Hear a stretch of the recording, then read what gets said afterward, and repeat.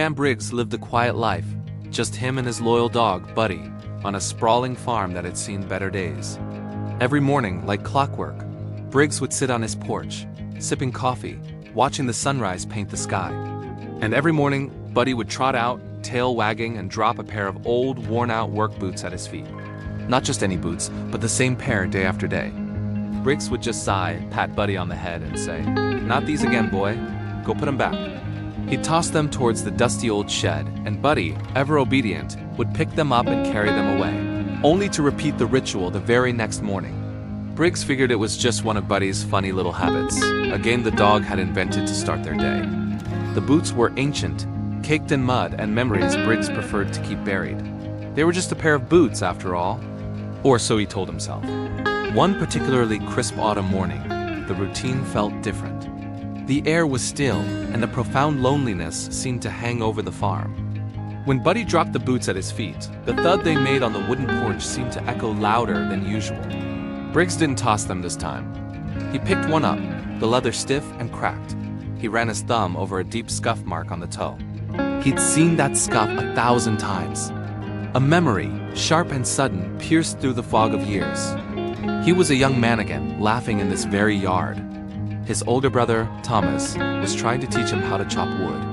Briggs, clumsy and eager, had swung the axe too wide, nicking the toe of Thomas's brand new boot. Thomas hadn't gotten angry.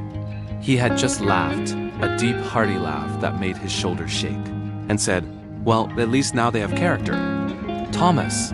The name felt foreign on his tongue, a ghost from another lifetime.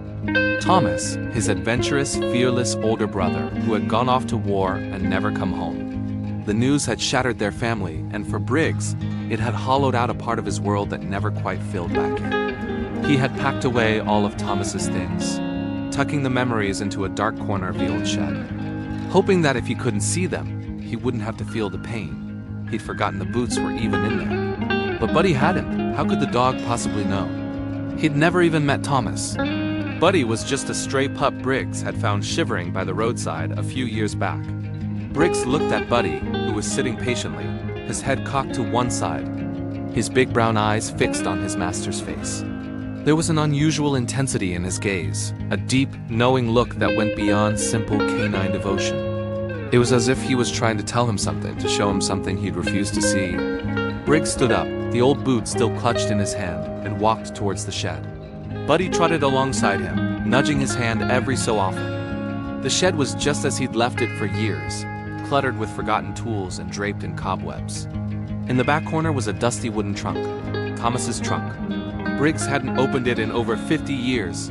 His hands trembled as he lifted the heavy lid. The scent of cedar and mothballs filled the air, the smell of preserved history. Inside, everything was neatly folded. Old flannel shirts, a stack of letters tied with a ribbon, a faded photograph of two young boys grinning into the camera, their arms slung around each other's shoulders. And there, right on top, was a single, identical work boot, the partner to the one in his hand. But that wasn't what made Briggs's breath catch in his throat. Tucked inside that boot was a small, leather-bound journal. He didn't even know Thomas kept one. With shaking fingers, he opened it. The first page was dated just a week before Thomas shipped out. The entry read, "Leaving the farm is the hardest thing I've ever done. I'm leaving a part of my soul here. I told little Briggs to look after my new boots for me. It's a silly thing, but it feels like I'm leaving him a piece of me to hold on to until I get back." The words blurred as tears streamed down Briggs's face. He sank to the dusty floor of the shed, the journal falling into his lap.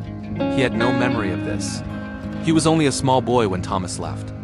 The trauma and grief had buried it so deep, it was lost to him completely. But Buddy knew. It was the only explanation.